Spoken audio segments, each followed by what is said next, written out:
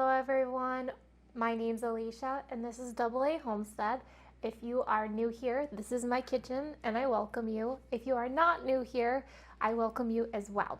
These aren't even all the peppers that I have dealt with so far. I have already chopped up what I needed for the canning recipe. This is just what I have left. We haven't harvested jalapenos in weeks, so there was an abundance out there. What we're going to be canning today is candied jalapenos, which is our absolute favorite around the household, and even friends and family really enjoy it as well. So I tried to make a little more than usual to be able to share with them. This is probably my favorite recipe to can so far out of everything that I have canned because it is easy, quick, and I can get this out of the way so I can get to other tasks that need to be handled. The first year that we canned candied jalapenos, which we call Cowboy candy, we were cutting them by hand. And I had discovered that there is a much easier and faster way to slice these jalapenos that are required for this recipe. And I'm going to show you what I use to make it so much faster for you in the kitchen so you can move on to other things that need to be done. Life on the homestead can be very busy, especially when you work a full-time job. So I always try to find shortcuts in my kitchen to help me get things done faster. This is my mandolin slicer, and this has saved me so much time in the kitchen, especially with this recipe just by itself. I do recommend with this because there is a blade that you get a set of gloves that are non-cut gloves that are going to save your hand. The first year that I had this mandolin slicer, I cut my finger pretty good, and Andrew made me buy a pack of these. I didn't even know that they made something like this, so I definitely recommend these two together. Now I have my mandolin slicer, and underneath that I have just a regular baking pan, so when I am slicing these on here, I'm not worrying about them going all over the counter, rolling away from me if I was to use a cutting board instead. So that has really helped me out. You do want to watch though, it does when the bottom gets filled, they're not really going to too much move to the side, so I kind of have to move the slicer down as I go because then it starts cutting funny because there's no room for it to go, so it will cut a little weird. But I have all of these peppers to prep still. I'm almost done, which is good, and then we can move on to the next step.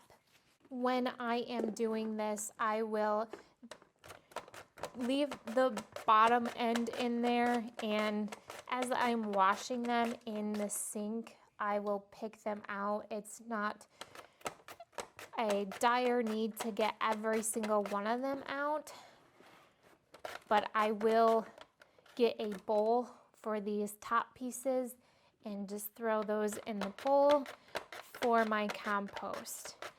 When this gets full, what I'm going to do is put these cut pieces into my colander, and I'm going to wash these really well, and then I'm going to put them in a bowl. I'm going to cut up the rest of these and then I'll be back. So you may be asking yourself, why are you making a video that I can get offline or from a book? FYI, this is not in the ball book. This is a recipe that is online. If it is in a book, I don't have it. But I am a visual learner and I don't do well with reading. If I see it, then I understand it better. So I figured, why not make a video for someone who may relate to me on that? The candied jalapenos, you can get that on the Ball Mason Jar online page, and that's what I have. I have it pulled up on my Kindle here. I have it on a nice little stand, so it's right in front of me, and I can just read that off or look at it when I need to while I'm doing this brine. I have my biggest stock pot that you can get because there is quite a few jalapenos here. It requires 4 pounds for one batch, and I have basically 3 batches, so that's 12 pounds of jalapenos, which is quite a bit. The first thing that we're going to start with is the vinegar, and that requires 3 cups of vinegar, and we need to triple that, so we're going to get 9 cups of vinegar. Out of the many years that I've been canning, I've been using your typical 1 cup, but I've discovered that there are ones that are bigger, and they really have helped me and save some time too. This is my Pyrex measuring bowl, and it is quite large. This is an 8-cupper, and this has really helped me in the kitchen. Like I said, save time instead of just using this little dinky thing here. I mean, this is completely fine, but this is really nice to have. Back to the vinegar, we're going to need 9 cups, and I've got my distilled vinegar. You want to make sure that you are using 5% vinegar to have that acidity. You don't want anything less than that, so you want to keep an eye on that when you're buying it in the store.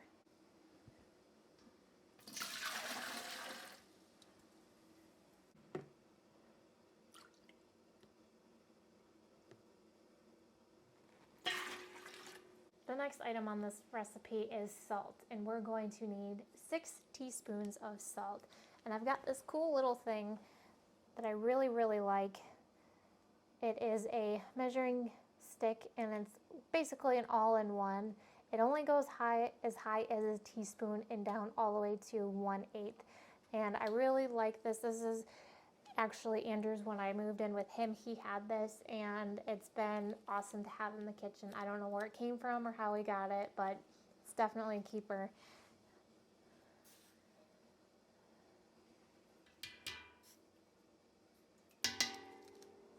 As far as the salt goes, it doesn't specify what salt to use, so I'm using canning salt that you can get at your grocery store. If you wanted to, I'm sure you could use Himalayan salt or regular salt, whatever suits your fancy. The next thing on the list for this recipe is going to be sugar, and it does require quite a bit of sugar. It is 4 cups just for one batch, and we're going to be tripling this, so that's 12 cups of sugar. Now, kind of like the salt situation, it doesn't specify on here what kind of sugar. What I'm going to be using is just your regular white sugar. So if you wanted to do some kind of sugar replacer, like a different type of sugar, I'm not 100% sure on that. You can call your extension office, and I'm sure that they would have an answer for you on that situation.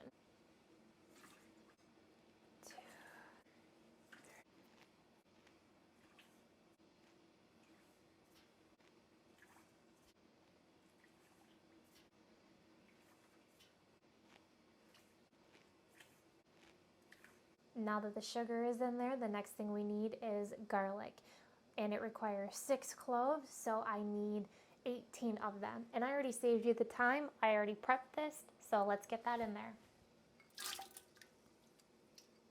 Now we need 6 teaspoons of turmeric. After the turmeric is in, now you need 6 teaspoons of mustard seed. I am so happy that I bought more mustard seed today when I went to the store, because I just finished off the last one. I should have probably bought more. I really wish that you could buy mustard seed in bigger containers. This is about as big as I can get it. Someday I would like to grow my own. But this is what I've got right now. Canning can be a pretty lengthy process, and to help with that process, I like to get my Kindle out. I'll put my headphones in and watch a movie. And also, my favorite thing that I like to drink while I'm canning is root beer floats. For some reason, it just hits the spot while I'm canning. We have one last ingredient to put in there, and that is going to be your cayenne red pepper powder. And this requires 1.5 teaspoons.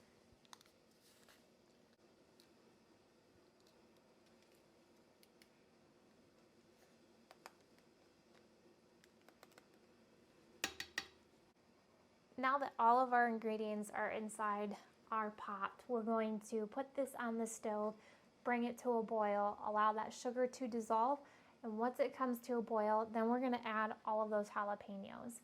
Now that that is on the stove and we're just waiting for that to start to boil, I did want to talk to you about the vinegar for a minute, just because your first time canning, I didn't realize how intense the vinegar was going to get when it starts boiling.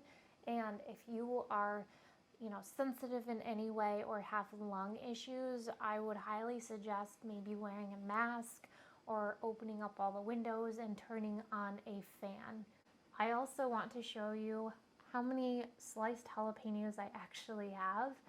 I don't know if this video is going to do justice on just how big and how many are in here. I've got 12 pounds of jalapenos. That's absolutely ridiculous, but I'm glad that we can get this put up for the winter. While you're waiting for that brine to get to a boil, I would take the time to start cleaning up anything that you need to clean up after you have processed the vegetables and made that brine. It can tend to get a little messy when you are canning, so I always try to take the free time that I have to clean up a little bit. Some of the things that you're going to be needing while doing this canning process is your jars. It requires 16-ounce jars, and you can get these regular mouth or you can get these wide mouth.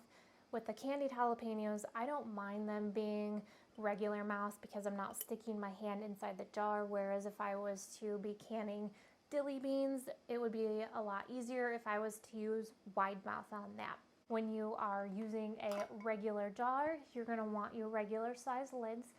The book does not require anymore for you to boil these lids or put them in hot water. So I just put them in a little container with my magnet. I have my bands. And then I also have my jar picker to help get the cans in the canner because it can be hot, and take them out of the canner. When it comes to canning, I always try to make sure that I have an assembly line set up for me. It's going to make the process so much easier. With this particular process, there's not a lot that's going to be going in the jars except for the brine and the jalapenos. So I'm going to be setting my brine here on this little hot pad, and I've got my lids there, and then I've got my bands over there, and that's pretty much all I really need. I have my Kindle there with a recipe pulled up, but I really won't need that. That's just more for my entertainment while I'm doing this process, that I can watch something to keep me occupied. This is where I like to store my jars to keep them hot. This is actually my canning pot. This is the biggest one that I have, and I wish I could remember the size of it, but unfortunately I don't. I have two sizes. One is a little bit smaller, and I like the smaller one because it's easier for me to use to get on and off the stove. This one, once it's filled with water, it's really hard to move. But I filled this with very hot water, as hot as I could get the water, and I put my jars in there to keep them hot because that's what the recipe requires. Any type of canning is going to require that you keep your jars very hot.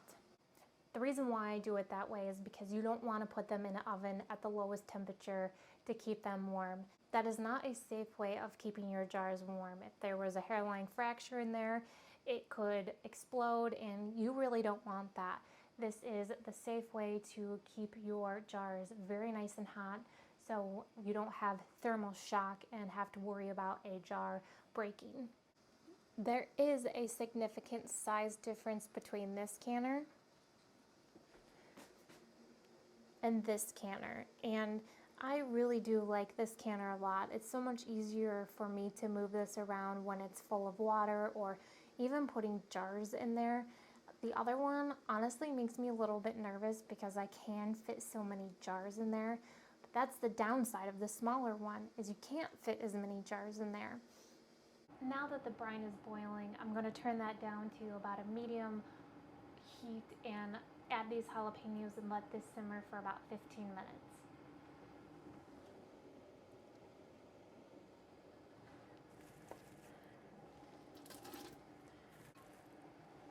I'm going to go ahead and get the rest of these jalapenos in here, and I'll be right back.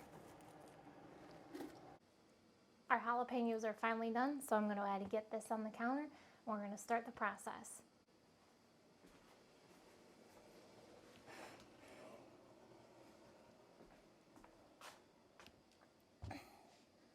I've got my hot jar, And I'm going to put my funnel on top of that so it's easier for me to get the jalapenos in the jar without spilling a lot.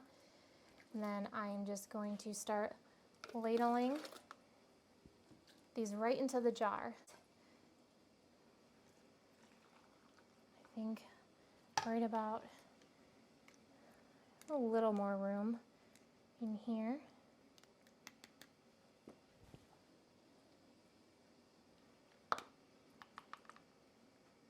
Try that and see if, and it's okay if you go over a little bit. All you need to do is take a spoon and scoop some of that brine out there until you hit that 1-inch head space, and we're right there. So what we're going to do is we're going to take this fancy little tool. This is going to be basically your holy grail of canning, along with a few other things, but you're really going to want one of these. It's got your notches on here to measure for headspace, and then this is going to be your debubbling side. It is important that you want to debubble your jars because it's going to give you a better seal. Now it's still going to seal if you don't debubble that, but in the future it's going to cause the seal to go weak and then the lid may pop, and we don't want that after all of that hard work. We're going to wipe the rim, make sure that's clean. Put our lid on with our band. We're going to take our jar picker upper. That's going to go right in the canner. I'm going to go ahead and get the rest of these jars filled. Once that canner is filled, I'm going to come back and I'm going to show you the next step in this process. Something you really want to be diligent about is with your water bath canner or even your pressure canner, it requires that you have a certain amount of water. It is a little bit more difficult with a water bath canner because with a pressure canner, you want at least 2 inches. Well, it's not specific on a water bath, but I do know that you want at least 1 to 2 inches of water above your jars. Now, if you're unsure of that, you can take a measuring tape and measure that to verify that there is enough water on there. Sometimes I put a little too much water in there, sometimes not even enough, and I have to pour water in there and then I have to wait for it to start boiling again and then start the process time. So it is a learning curve and you'll definitely get there. Our water bath canner is finally at a boil and I set a timer for 15 minutes. Now it's very important during this process time that you do not lift that lid at all. If you lift that lid, then you have to start the process time all over again. My timer has gone off for the water bath canner, so I turn the heat off and I'm going to let that sit for 5 minutes before I do anything. The reason why I do that is because not only is it required, it also keeps the jars from siphoning from such a dramatic temperature change. My 5-minute timer has gone off, so let's go ahead and get the jars out so we can get them to cool.